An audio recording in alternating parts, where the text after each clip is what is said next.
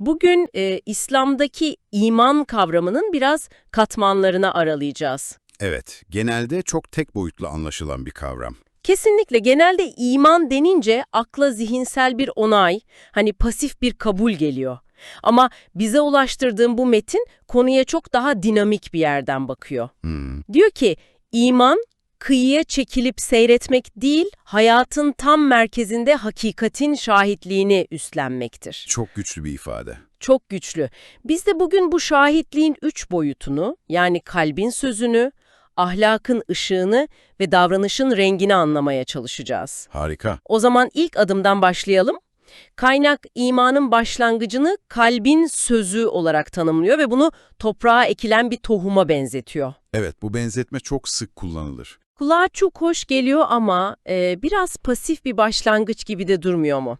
Yani sadece o tohumun ekilmesini bekleyip filizlenmesini izlemek gibi mi?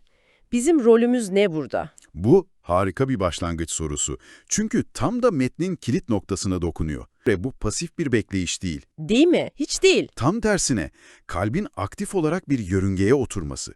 Şöyle düşünelim, zihindeki o şüphe bulutları dağıldığında kalp hakikatle bir rezonansa giriyor ve bir karar veriyor. Bir karar veriyor. Evet, ben bu merkeze göre yaşayacağım demek gibi bir şey bu. İşte bu yüzden imanın ilk meyvesinin bilgi değil de huzur olduğunu söylüyor. Huzur çok ilginç. Çünkü o kalp fırtınalı bir denizde artık nereye demirleyeceğini biliyor. Bu aslında aktif bir bağlanma kararı. Anladım. Yani kalp bir liman buluyor ve bu huzur hissiyle doluyor.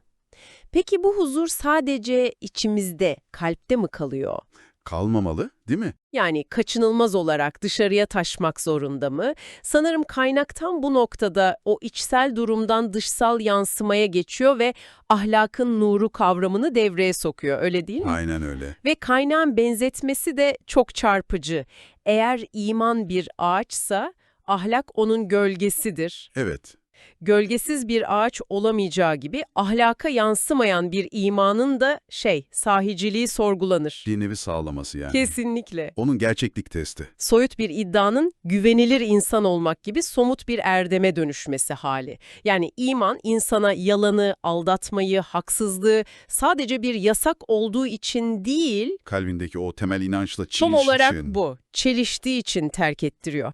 Ahlak, imanın hayata giydiği en güzel elbise haline geliyor. Peki bu güvenilir insan olma hali, yani ahlak, imanın bir sonucu mu yoksa bir ön şartı mı? Kaynak bu konuda ne diyor? Yani bu ikisi arasındaki ilişki tek yönlü mü? Bu da konunun bir diğer derin noktası.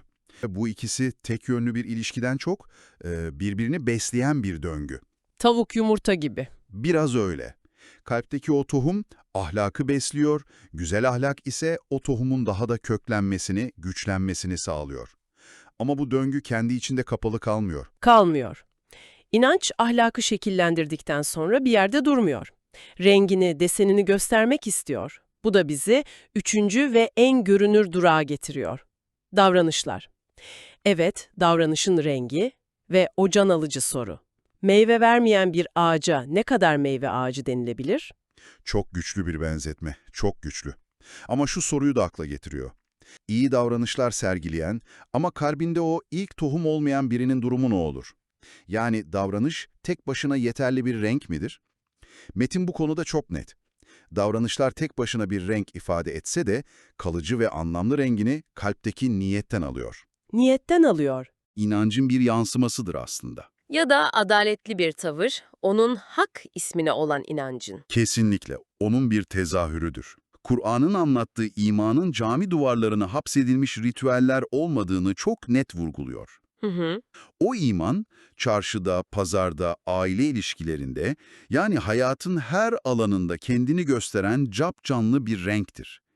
Davranış, imanın mürekkebiyle yazılmış bir mektup gibidir. Toparlayacak olursak bu kaynak bize imanı 3 aşamalı bir yolculuk olarak sunuyor diyebiliriz. Evet, bütünlüklü bir yolculuk. Kalpte kök salan bir tohumla başlıyor, ahlakla bir gövdeye kavuşuyor ve nihayetinde eylemlerle meyve veren bir ağaca dönüşüyor. Aynen. Yani insanı o parçalanmışlıktan kurtarıp tevhide, yani birliğe ve bütünlüğe ulaştıran, içle dışı birleştiren bir süreç bu. Kesinlikle. Ve daha geniş bir perspektiften bakarsak, metin imanı sadece ahirete yönelik kişisel bir kurtuluş projesi olarak görmüyor. Nasıl görüyor? Aynı zamanda bir dünyayı güzelleştirme projesi olarak tanımlıyor. Gürül gürül akan ve geçtiği her yere hayat veren bir ırmak gibi. Yani sadece sahibini değil, etrafını da dönüştüren bir güç. Tam olarak bu. Tüm bu konuştuklarımızdan sonra sana şöyle bir düşünce bırakalım o zaman. Buyurun. Kaynak inancın eylemlerle renk kazandığını söylüyor. Eğer bugünkü hayatın bir tuval olsaydı, kalbindeki inanç bu tuvali hangi renklere boyardı?